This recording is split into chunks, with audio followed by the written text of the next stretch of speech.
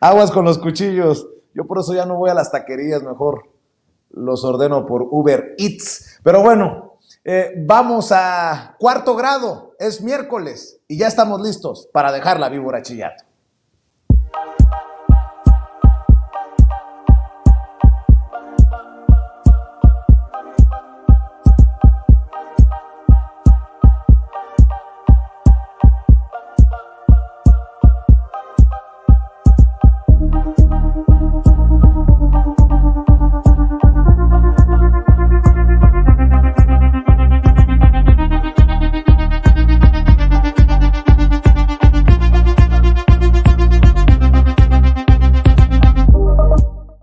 Bueno, pues ya llegó Yasmín Ugalde, integrante del Instituto Nacional de Formación Política de Morena. Querida Yasmín, buenas noches, ¿cómo te va? Hola Vicente, buenas noches. Pues aquí encantada de que ahora sí nos recibas tú. Te extrañamos mucho la semana pasada, pero como siempre es un gusto compartir contigo este espacio.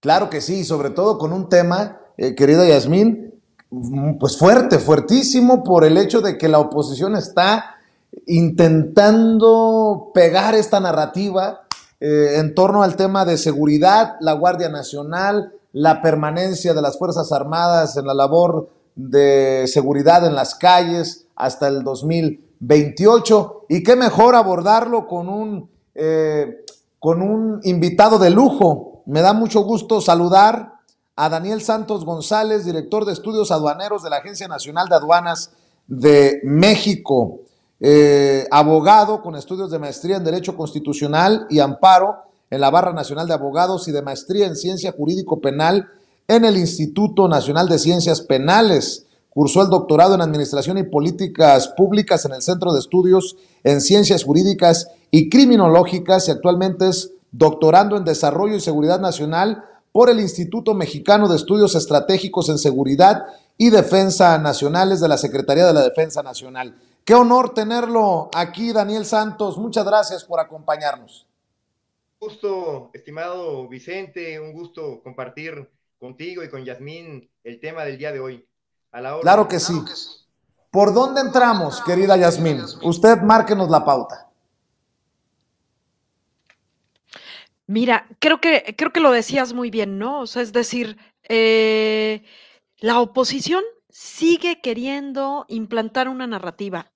Y por el otro lado, nosotros seguimos queriendo poner, por delante argumentos con contenido, profundos, y qué mejor decisión la que tomó el presidente, donde dijo: "Ya, a ver, dejémonos de que decidan unos cuantos y escuchemos al pueblo. El pueblo es quien manda, y hay que escuchar, ¿no?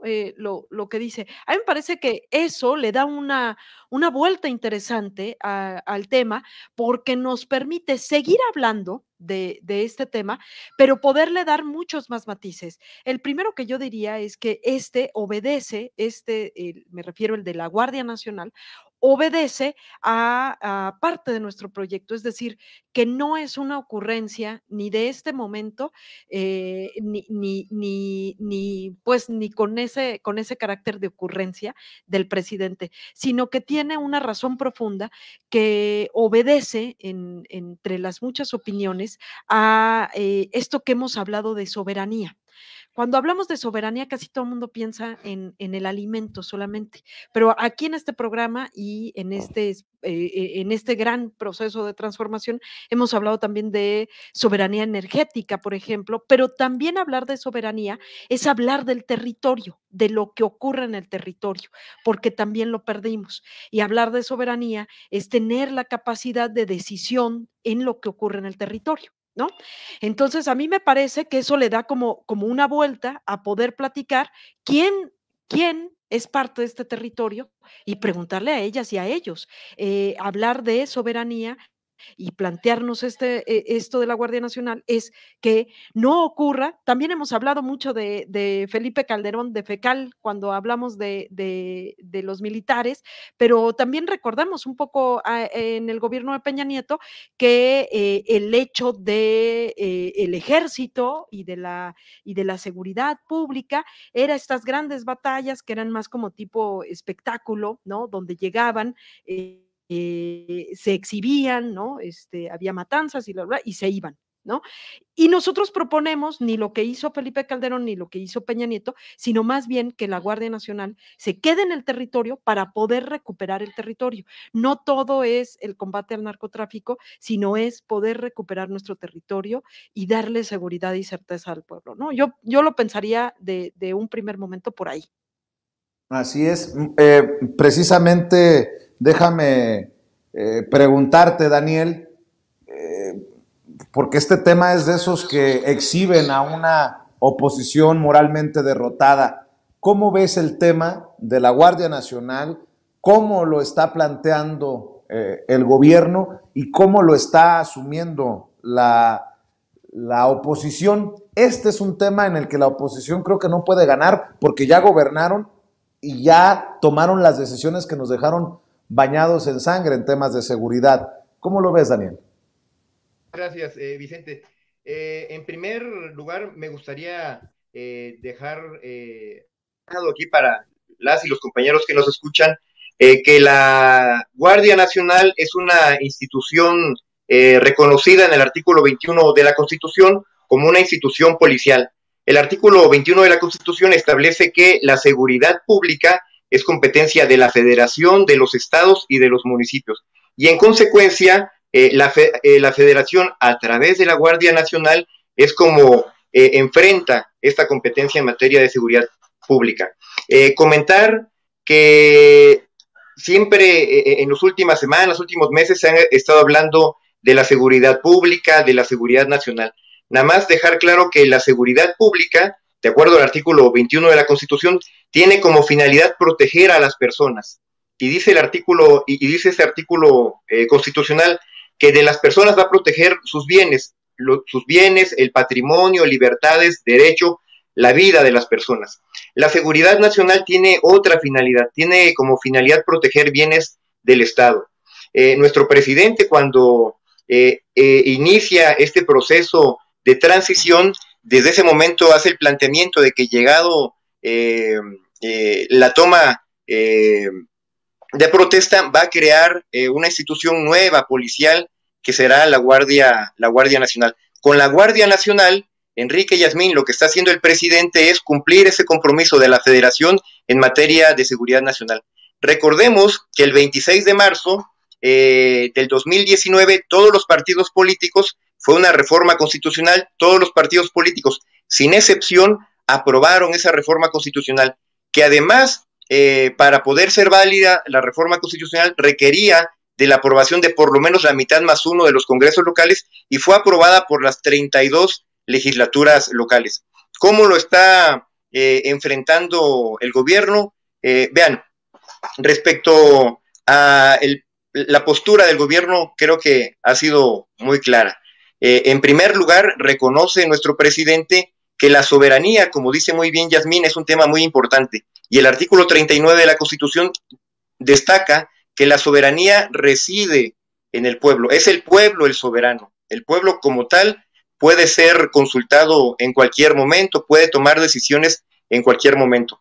Pero además, las primeras dos líneas del artículo 41 nos dice que el pueblo va a expresar esta soberanía a través de los poderes de la Unión, a través del legislativo para que haya leyes, para que legisle a favor de las mayorías, a través del poder judicial de la Federación para que cuando resuelva controversias ponga interés en que no se descuiden los intereses del pueblo y desde luego al momento de gobernar.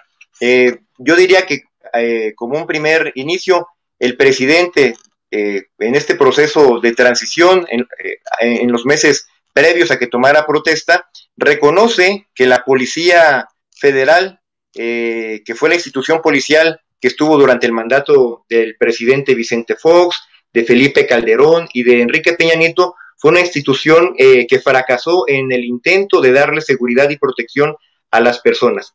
Tan fracasó que, bueno, lo hemos escuchado en las últimas semanas y lo sabemos, Felipe Calderón hace una declaración de guerra a la delincuencia organizada, no solamente sin consultar a la población, sino lo hace de una manera ilegal porque no estaba en la Constitución ni en ninguna norma jurídica la autorización para que el ejército pudiera participar en temas de seguridad pública. De ahí que cuando se hace esa reforma y se publica en el Diario Oficial de la Federación en marzo del 2019, se actúa con apoyo temporal, lo sabemos, con apoyo temporal del ejército en materia de seguridad pública, pero principalmente para decir y cuidar lo que ya mencionó Yasmín, el territorio y la población. Entonces, creo que el planteamiento que ha hecho el presidente es bueno. Ahorita hay una discusión respecto a si se puede someter a consulta o no el tema de la Guardia Nacional. Nada más comentarles que el artículo 35 de la Constitución en materia de consulta popular, y hablando de estos temas, que son los temas que ha señalado la oposición, dice, a ver, no se puede consultar en materia de seguridad nacional. En realidad, el tema de la Guardia Nacional, de acuerdo al artículo 21 de la Constitución, no es un tema de seguridad nacional, es un tema de seguridad pública. Entonces el presidente puede realizar sin ningún problema esa consulta.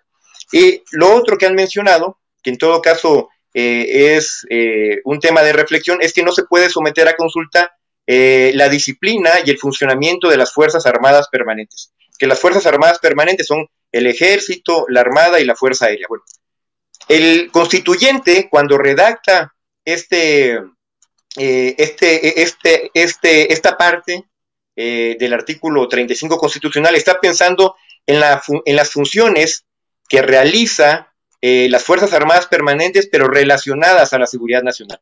Volvemos, en la actualidad, el artículo 35, el artículo 5 transitorio de esta reforma constitucional del 2019 permite la participación de las Fuerzas Armadas en materia de seguridad pública, y yo no le veo inconveniente a que también se haga consulta en esta materia. Pero Yasmín y Vicente, les quiero comentar algo. Ese mismo artículo 35 de la Constitución señala algo muy importante. Establece que antes de que el Congreso de la Unión lleve a cabo la consulta, la Suprema Corte de Justicia de la Nación va a analizar la constitucionalidad de la materia.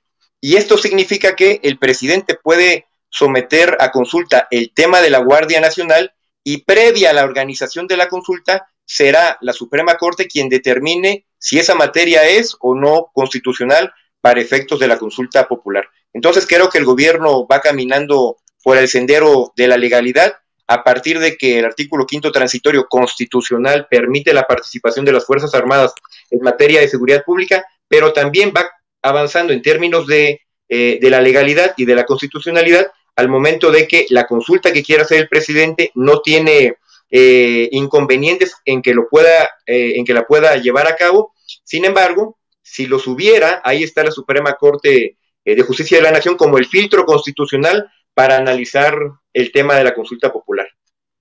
Por eso creo, por lo que está diciendo Daniel, querida Yasmín, que es tan importante un espacio en el que expertos puedan desmenuzar esto que desde la estridencia política, desde los gritos en el Senado, pues podría confundir a la gente, ¿no? Y bueno, cómo se les indigesta esto de las consultas populares, de preguntarle al pueblo, porque ya dijo el presidente que no será necesariamente una consulta popular para que no la maneje el INE, y que por cierto, el INE también ya fijó postura a través de Ciro Murayama en contra de esta posibilidad. ¿Cómo se les indigesta esto de que el pueblo decida los temas relevantes del país, Yasmín?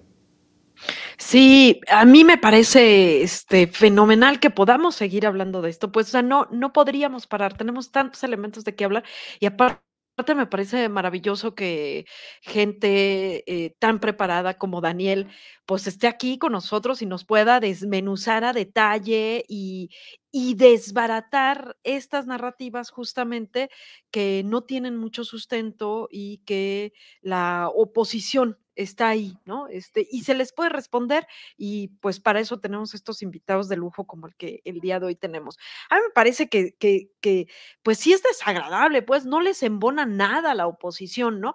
Primero que no les gustaban los abrazos, no balazos, y ahora que no les gusta sacar a los militares a la calle, ¿no? O sea, a poner este gran tabú de la militarización, ¿no? O sea, no les embona nada, no les gusta, por supuesto, esta frase que Andrés Manuel ha insistido y que la va a dejar implantada, que es el hecho de que él manda obedeciendo, es decir, él se va a someter a lo que el pueblo diga, más allá de que, si bien está argumentado, como lo acaba de decir Daniel, pero pues es que no les gusta escuchar al pueblo, ¿no? Ya lo dijimos, o sea, ya lo dijo, él lo gritó en Palacio en el 15, justamente, donde él hace un clamor y dice, muere el clasismo, ¿no? Porque obedece a esto, ¿no? Les parece poca cosa lo que el pueblo opine. Ellos siguen diciendo, nosotros acá en esta cúpula decidamos lo que va a ocurrir en el país. Y ya no es así. Ellos sin entender que estamos en un proceso de transformación donde hasta la oposición la coloca en otro espacio y la coloca en un espacio que les demanda mucho mayor nivel de debate, que es el que no logran dar, es el que no logran llenar, ¿verdad? Pues bueno, a mí me parece que esta salida que una vez más le da el presidente, donde abramos el debate no se da solamente en las cámaras, tanto del Senado como de los diputados y diputadas. Esto se da también en las colonias, en los barrios. Ahí es donde está el verdadero debate, porque lo que estamos recuperando es nuestro territorio y nuestra dignidad también, por supuesto. Así es. Y creo que la gran respuesta a estos temas los tienen en la misma oposición, Daniel. No sé cómo veas tú esto que voy a plantear, pero los gobernadores de oposición, los pocos gobernadores que quedan de oposición, están gobernando los estados tal vez más convulsionados del país. Y bueno, pues yo no sé para qué tanto brinco estando el piso tan parejo. Si en la oposición estuvieran serios, les preguntaran a sus propios gobernadores qué piensan de este tema y de las labores de seguridad sin las Fuerzas Armadas, por ejemplo, o qué piensan de este tema en particular de la Guardia Nacional. Me gustaría comentar lo siguiente.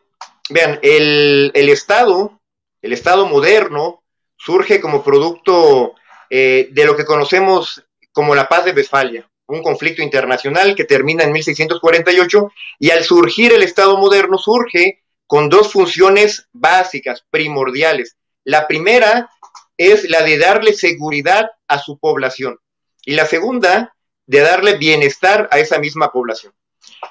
Quiero recordar que el artículo 21 de la Constitución, cuando habla de seguridad pública, es bien clara. Y esta seguridad pública es competencia de la Federación. El Estado está cumpliendo.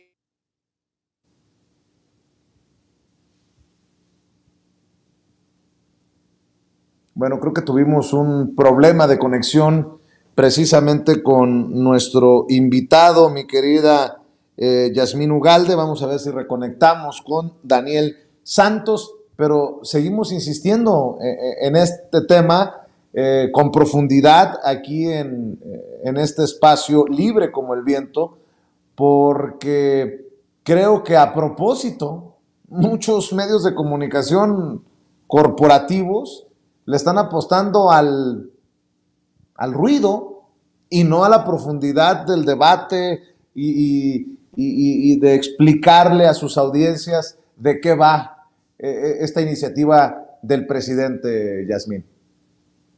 Sí, justo. Daniel nos dejó así como a medias de, ¿no? Estaba profundizando en la parte más interesante y se nos va.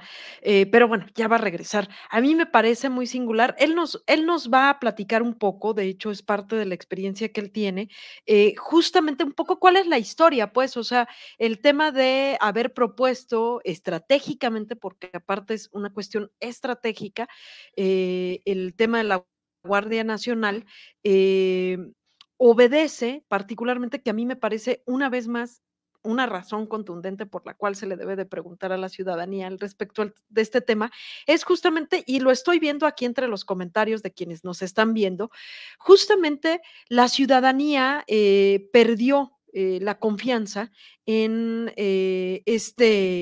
la Policía Federal, ¿no? O sea, es decir, ya hasta el comentario era de que si te paraba la Policía Federal, bueno, ya te fregaste, pues, ¿no? Ujú, ujú. Y justamente es el antecesor, ¿no? A la Guardia Nacional, esta figura, es decir, y que también esta figura en su momento fue estratégica, pero que no sirvió. Es decir, hay que buscar nuevas formas para resolver el problema. Y de hecho, uno de los comentarios también que estaba ahorita leyendo aquí de quienes nos están viendo, justamente, y lo hemos dicho anteriormente, una de la gran pérdida de confianza que hubo hacia la Policía Federal es que se volvió un brazo operativo justamente de la DEA, que a su vez estaba muy vinculada con temas pues del narcotráfico, ¿no? Y entonces, justamente poder conocer la historia, porque vuelve a Claro. ser este tema donde no es una ocurrencia del presidente, es una cuestión estratégica que abraza la idea de recuperar nuestro territorio y pacificar el mismo, ¿no? ¿Qué te parece si regresamos con Daniel Sí, Santos? adelante. Daniel, te desconectaste por estas cosas que ocurren en la transmisión en vivo y en directo y nos estabas dando contexto precisamente en este desmenuzar el tema.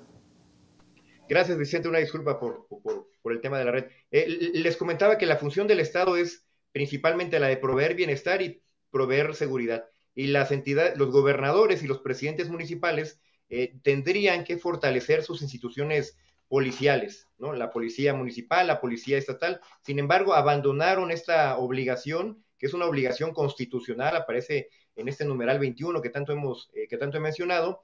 Y entonces, al abandonar esta obligación constitucional, el presidente Andrés Manuel asume el compromiso de que a través de la Guardia Nacional no solamente cumpla él la función de proteger a la ciudadanía en materia de seguridad pública cuando se trate de delitos federales, sino también de manera temporal en lo que se fortalecen las policías estatales y municipales, cumplir la función que a los gobernadores y a los presidentes municipales les corresponde. Me gustaría puntualizar nada más, porque está en el debate siempre el tema de que si se está militarizando o no el país con la participación de las Fuerzas Armadas en temas de seguridad pública. Comentarles que esa reforma constitucional permite la participación de las Fuerzas Armadas en materia de seguridad pública de manera temporal. El artículo quinto transitorio que se quiso volver a discutir ahora el 21 de septiembre en la Cámara de Senadores, y que por cierto estaba en el Pleno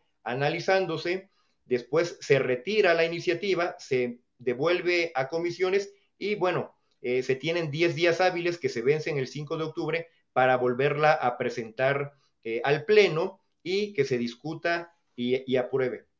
Quiero comentarles que lo principal de ese artículo quinto transitorio es que en el 2019 se autorizó la participación de las Fuerzas Armadas por 5 años. Estos 5 años vencen el 26 de marzo del 2024. Entonces, en esa ocasión, cuando todas las Fuerzas Armadas, perdón, cuando todas las fuerzas políticas del Congreso de la Unión y las 32 legislaturas de los estados aprueban la reforma constitucional, en ningún momento ellos hablaron de que esa situación fuera militarización. Sin embargo, el 21 de septiembre pasado, hace apenas unos días, cuando se estaba discutiendo y analizando en la Cámara de Senadores, se dijo, contradictorio el argumento, que si se ampliaba el plazo de 5 a 9 años para que las Fuerzas Armadas permanentes se subieran hasta el 2028, eso sí era un acto de militarización por parte del gobierno federal. Entonces es muy contradictorio, porque entonces estaríamos diciendo que ellos que autorizaron que estuviera 5 años las Fuerzas Armadas en tareas de seguridad hasta el 2024, eso no es militarización. Sin embargo, un día después sí será militarización. Es un argumento contradictorio. Pero por otra parte, comentar, Yasmín y Vicente, que el 9 de septiembre ya hubo una reforma en materia de Guardia Nacional. Se reformó la Ley Orgánica de la Administración Pública Federal, se reformó la Ley de Guardia Nacional, se reformó la Ley Orgánica del Ejército y Fuerza Aérea, y la idea principal de esta reforma del 9 de septiembre fue que la Secretaría de la Defensa Nacional tuviera el control operativo y administrativo de la Guardia Nacional. ¿Qué significa eso? Operativo para poder desplegar la Guardia Nacional en todo el territorio nacional, ¿no? Que no quede una entidad federativa, que no queden zonas del territorio nacional desprotegidas de la Guardia Nacional, que la Guardia Nacional cumpla su función en todo el país. Y el control administrativo principalmente es para garantizar el profesionalismo de quienes integren la Guardia Nacional. Con esta reforma del 9 de septiembre en materia de Guardia Nacional, que se dio principalmente en esos 3 cuerpos normativos, se respeta y se garantiza el espíritu del artículo 21 constitucional. La Guardia Nacional sigue estando bajo el mando de la Secretaría de Seguridad y Protección Ciudadana. Es la Secretaría de Protección de Seguridad y Protección Ciudadana la que formulará, como lo dice el artículo 21 constitucional, la Estrategia Nacional de Seguridad Pública, la que coordinará a todas las autoridades en materia de seguridad que corresponden al Gabinete Federal. En fin, se sigue manteniendo ese espíritu de mando civil.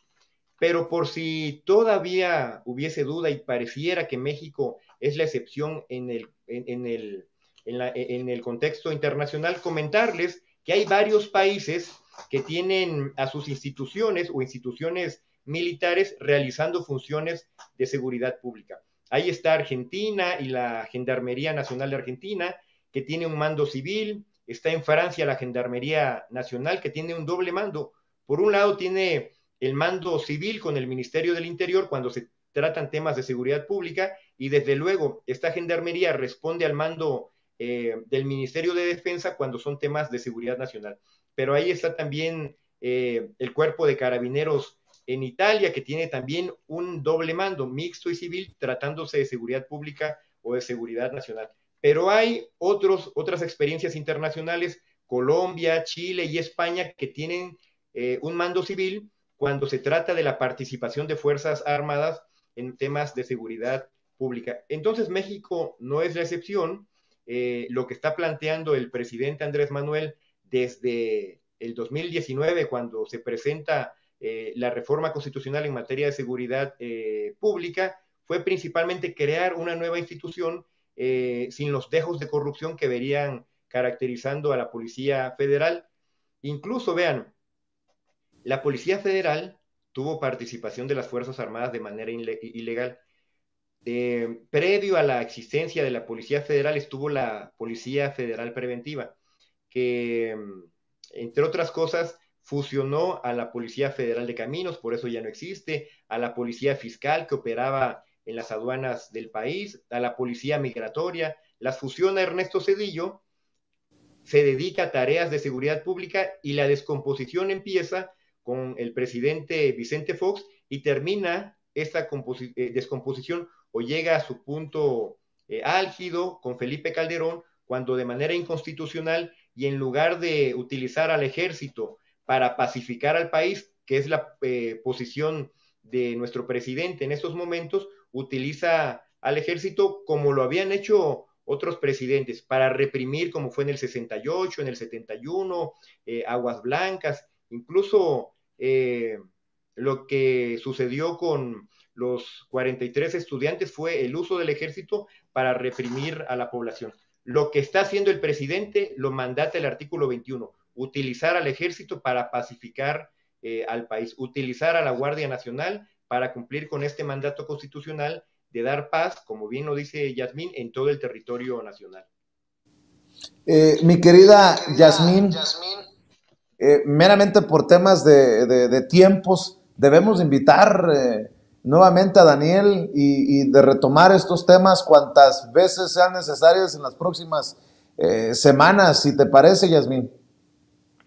Por supuesto, aparte Daniel, puede hablar de algunos otros temas, porque sabemos que es el tema de la coyuntura, pero, claro que sí, ya Daniel va a ser parte de la casa. Muy bien, mi querido Daniel, te agradezco que nos hayas dado cátedra desde tu expertise, desde tu conocimiento, y ojalá que esos de la oposición se hicieran de asesores capaces que puedan explicarles, porque a veces escuchas cada cosa, tanto en la Cámara de Diputados como en el Senado de la República. Te invitamos para que regreses, Daniel. Por lo pronto te mando un abrazo y que pases excelente noche. Muchas gracias, Yasmín y Vicente, por la invitación y a sus órdenes siempre. Que estén muy Gracias. bien. Gracias. Hasta luego. Daniel Santos González, hablando con nosotros sin censura. Yasmín, pues hay que cerrar invitando a la gente para que esté al pendiente de las trincheras del instituto. Así es, invitarles, como siempre, que estén pendientes de los contenidos del Instituto Nacional de Formación Política en sus distintas plataformas, en las redes sociales, en Twitter, en Facebook, en YouTube, y también invitarles una vez más a que entren a la plataforma Morenflix, así como la otra, pero en Chairo, y eso tiene por seguridad contenido serio, profundo, y que nos servirá para el excelente análisis de la coyuntura. Agradecerte como siempre, Vicente, este espacio y a quienes nos estuvieron viendo en él. Claro que sí, te mando un abrazo. Yasmín Ugalde, del Instituto Nacional de Formación Política de Morena, hablando también con nosotros sin censura. Amigos, amigas, regresamos en breve, pero mientras seguimos hablando sin pelos en la lengua, sin censura, usted puede suscribirse a nuestros 3 principales canales en YouTube. Sin Censura Media, en donde tenemos más de 1.600.000 suscriptores, Sin Censura TV, en donde tenemos más de 1 millón de suscriptores, y en Sin Censura Presenta, en donde queremos llegar muy pronto a los 100,000 suscriptores. Si usted ya está inscrito en Sin Censura Media, suscríbase en Sin Censura TV. Si ya está suscrito en Sin Censura TV y Sin Censura Media, suscríbase a Sin Censura Presenta. Recuerde que es gratis, no tiene que sacar un solo centavo de su bolsillo para apoyarnos. Dele clic en la campanita para que los señores y señoras de YouTube envíen las notificaciones cuando estemos transmitiendo en vivo y en directo o estemos subiendo videos. También nos puede seguir en Twitter en @Vicente Serrano y hasta en Instagram. Ojo, también estamos en Instagram. Son nuestras redes sociales y con el apoyo de ustedes seguimos creciendo, porque con ustedes todo, sin ustedes nada.